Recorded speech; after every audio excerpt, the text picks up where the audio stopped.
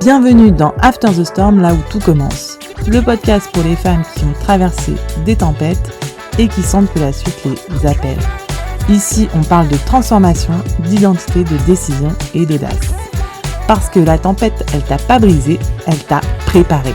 Je suis Cécile et j'accompagne les audacieuses à se choisir et à oser la suite. Dans ce podcast, je partage des clés pour t'aider à te choisir et à créer la vie qui t'appelle vraiment. Et je donnerai aussi la parole à des femmes qui ont traversé leur propre tempête et qui ont décidé d'en faire quelque chose de nouveau. Je te souhaite une bonne écoute. Bonjour et bienvenue dans After the Storm, là où tout commence. Petit rappel avant de commencer, j'ai ouvert 2 places dans mon accompagnement Sereine pour débuter cet été avec moi en individuel pour 2 femmes prêtes à vivre des relations saines et sereines en amour. Alors si tu en as marre de souffrir dans tes relations, de rencontrer toujours le même type de partenaire, il est temps de faire changer ça. Contacte-moi sur Instagram ou par mail, toutes les infos sont dans la description de l'épisode. Aujourd'hui, je te propose un épisode très concret, parce que je reçois souvent des messages de femmes qui me disent « Maintenant que j'ai compris mes schémas, comment je fais pour ne pas retomber dedans ? Comment je fais pour reconnaître une relation saine ? Et comment je peux éviter de perdre des mois, voire des années, avec quelqu'un qui n'est finalement pas fait pour moi ?» Et je me suis dit que j'allais te partager quelque chose de personnel, comme d'habitude, et je vais te parler des questions que je me poserai aujourd'hui avant de tomber amoureuse. Je précise tout de suite une chose importante, le but de cet épisode n'est pas de t'apprendre à tester quelqu'un. Je ne crois pas aux techniques de manipulation, je ne crois pas aux stratégies pour piéger l'autre, je crois aux conversations sincères, je crois à la curiosité. Et surtout, je crois qu'il vaut mieux avoir une conversation parfois un peu inconfortable au début, plutôt que des années de souffrance parce qu'on n'a jamais osé parler des sujets importants. Pendant longtemps, je posais énormément de questions, mais pas les bonnes. Je demandais « Tu fais quoi dans la vie ? T'habites où ? T'aimes voyager ? C'est quoi ton film préféré ?» Toutes ces questions sont très bien, elles permettent de faire connaissance, mais elles ne m'apprenaient rien sur ce qui allait vraiment compter dans une relation. Je ne demandais jamais comment cette personne gère un conflit, comment aime-t-elle, qu'est-ce qu'elle attend réellement d'une relation. Et surtout, je ne me posais jamais les bonnes questions à moi-même.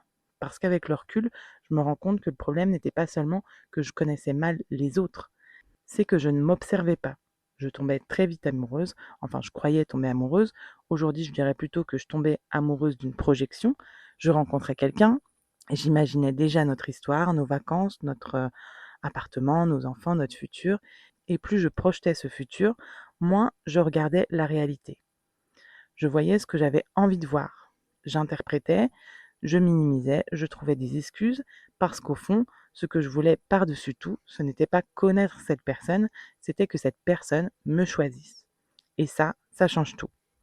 Parce que lorsqu'on a peur de ne pas être aimé, on cherche souvent davantage à être choisi qu'à choisir.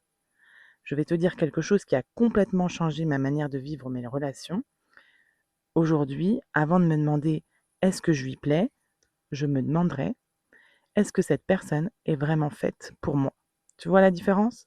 Pendant longtemps, toute mon attention était tournée vers l'extérieur. Je voulais savoir ce qu'il pensait de moi, si j'étais assez jolie, assez intéressante, assez drôle, assez intelligente. Aujourd'hui, la question elle est complètement différente. Est-ce que je me sens bien avec cette personne ? Est-ce que je peux être moi-même ? Est-ce que je me sens en sécurité ?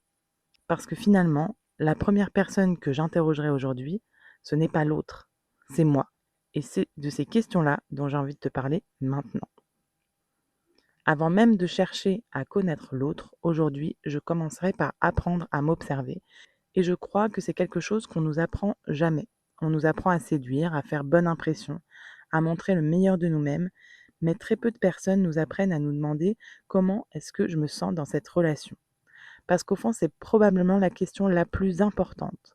La première question que je me poserai aujourd'hui serait: est-ce que cette personne me plaît vraiment ou est-ce que j'aime surtout le fait qu'elle me choisisse ? Je sais que cette question, elle peut être dérangeante. Parce que lorsqu'on manque d'estime de soi, être choisi devient parfois plus important que choisir. Pendant longtemps, dès qu'un homme s'intéressait à moi, je m'intéressais presque automatiquement à lui. Pas parce qu'il me correspondait forcément, mais parce que son intérêt pour moi venait nourrir un besoin que je ne savais pas encore combler autrement. J'avais besoin de me sentir aimable, désirable, importante. Et sans m'en rendre compte, je pouvais confondre ces sensations avec de l'amour. Aujourd'hui, je prendrais le temps. Je me demanderais si cette personne ne s'intéressait pas à moi, est-ce que je serais quand même admirative de la femme qu'elle me permet d'être? Parce qu'une relation saine, elle commence pas quand quelqu'un te choisit, elle commence quand toi aussi tu choisis. Et choisir demande de ralentir. La deuxième question que je me poserais, elle est toute simple. Est-ce que je peux être pleinement moi-même? Ou est-ce que je commence déjà à m'adapter, à réfléchir 10 fois avant d'envoyer un message, à attendre volontairement avant de répondre pour ne pas paraître trop disponible, à cacher certaines parties de moi, à faire semblant d'aimer certaines choses, à dire oui alors que j'aurais envie de dire non? Je crois qu'on sous-estime énormément ces petits renoncements.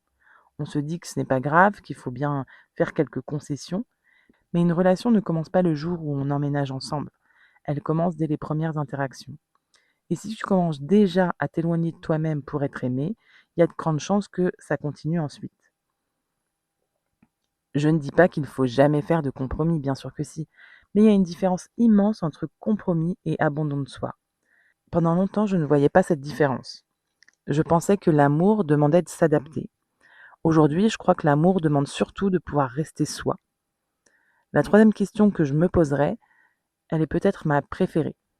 Comment je me sens quand je suis avec cette personne? Et là, je ne parle pas des papillons dans le ventre. Je parle de quelque chose de beaucoup plus profond. Est-ce que je me sens en sécurité? Ou est-ce que je passe mon temps à analyser? Est-ce que je me sens libre? Ou est-ce que je surveille chacun de mes mots? Est-ce que je ressors de ces rendez-vous avec de l'énergie ou complètement vidée? Pendant longtemps, je pensais que l'intensité, c'était un signe d'amour. Plus c'était fort, plus je pensais que c'était une belle histoire. Aujourd'hui, je vois carrément les choses autrement. Je crois qu'une relation saine est souvent beaucoup plus calme. Tu n'as plus besoin de deviner ce que pense l'autre. Tu n'as plus besoin de chercher des messages cachés. Tu n'as plus besoin d'interpréter chaque silence. Et je vais te dire quelque chose qui m'a beaucoup marqué lorsque j'ai rencontré l'homme qui partage ma vie aujourd'hui. En fait, j'avais plus besoin de réfléchir. Je vivais simplement. Ça paraît presque étrange à dire, mais je n'avais plus cette petite voix dans ma tête qui cherchait sans cesse à comprendre pourquoi il avait mis 2 heures à répondre, pourquoi il avait utilisé tel emoji, pourquoi il semblait un peu plus distant. Parce qu'en réalité, il n'y avait rien à analyser. Il était cohérent, il était constant, et c'était extrêmement reposant. Je crois qu'on parle beaucoup des papillons, on parle très peu de la paix. Et pourtant, aujourd'hui, si je devais choisir entre les deux, je choisirais toujours la paix. Parce qu'elle est bien meilleur indicateur d'une relation saine que l'intensité. Et avant même de poser une seule question à l'autre, je prendrai le temps d'écouter les réponses que mon propre corps est déjà en train de me donner. Parce que ton intuition, elle est toujours bonne. Et quand il y a un doute, il n'y a pas de doute. Maintenant que je t'ai partagé les questions que je me poserais à moi-même, j'aimerais te parler de celles que je poserais à l'autre. Et je voudrais insister sur quelque chose. Je ne parle pas d'un entretien d'embauche, je ne parle pas d'arriver au premier rendez-vous avec une liste de 10 questions, je parle vraiment de conversation, de curiosité. Parce que je crois qu'on passe parfois des heures à parler de nos voyages préférés, de notre métier ou de notre série Netflix du moment, mais on évite complètement les sujets qui feront pourtant toute la différence en quelques mois. Et je trouve ça dommage. Parce que plus on attend pour avoir ces conversations, plus il devient difficile d'entendre des réponses qui ne nous plaisent pas.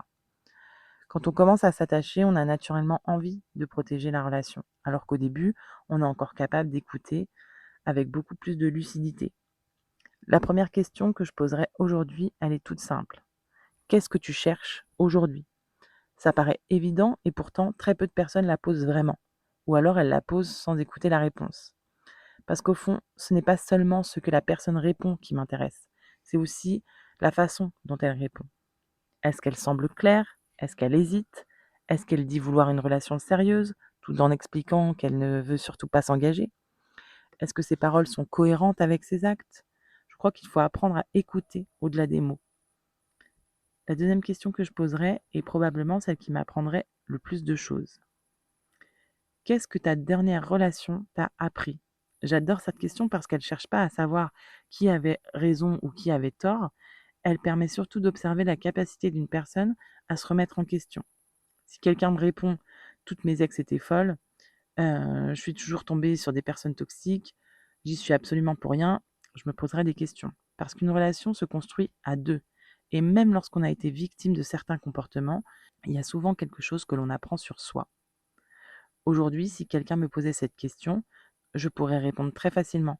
Je pourrais dire que mes anciennes relations, elles m'ont appris que je me perdais énormément pour être aimée, que je pensais devoir sauver les autres, que je croyais mériter certains comportements et surtout que j'avais besoin de construire mon estime de moi avant d'attendre qu'une relation la construise à ma place. Tu vois la différence? Je parle pas de mes anciens partenaires, je parle de ce que j'ai appris. Et ça, pour moi, c'est un vrai signe de maturité émotionnelle. Une autre question que j'aime beaucoup, c'est: comment réagis-tu lorsqu'il y a un désaccord? Je préfère parler de désaccord plutôt que de conflit, parce que dans une relation, il y aura forcément des désaccords. Ce qui m'intéresse, c'est pas de savoir si la personne se met parfois en colère, c'est de savoir comment elle communique lorsqu'elle est contrariée. Est-ce qu'elle crie? Est-ce qu'elle se ferme complètement? Est-ce qu'elle disparaît pendant plusieurs jours? Ou est-ce qu'elle est capable de dire: «Je suis en colère, mais j'ai envie qu'on en parle»? Je crois que cette réponse en dit beaucoup plus sur une future relation que le fait d'aimer les mêmes films ou les mêmes destinations de vacances. J'aimerais aussi demander: à quoi ressemble pour toi une relation heureuse? Parce que nous avons tous une définition différente. Certaines personnes recherchent beaucoup d'indépendance, d'autres ont besoin de passer énormément de temps ensemble, certains ont besoin de projets communs, d'autres accordent une grande importance à leur liberté. Il n'y a pas de bonne ou de mauvaise réponse. Il y a simplement des visions qui sont compatibles ou qui ne le sont pas. Et je crois qu'il est tellement plus simple de découvrir ces différences au début d'une relation que plusieurs années plus tard. Enfin, j'aimerais poser une dernière question. Comment sais-tu que tu te sens aimé? Parce que nous n'avons pas tous la même façon de recevoir l'amour. Pour certains, ce sont les mots, pour d'autres, les moments passés ensemble, les gestes, les attentions, les services rendus, les contacts physiques. Je trouve cette conversation passionnante, non pas pour mettre les gens dans des cases, mais parce qu'elle permet de mieux comprendre le langage affectif de l'autre. Et finalement, je crois que toutes ces questions ont un seul objectif: comprendre. Pas convaincre, pas séduire, comprendre. Parce qu'une relation saine ne se construit pas avec deux personnes qui pensent exactement la même chose.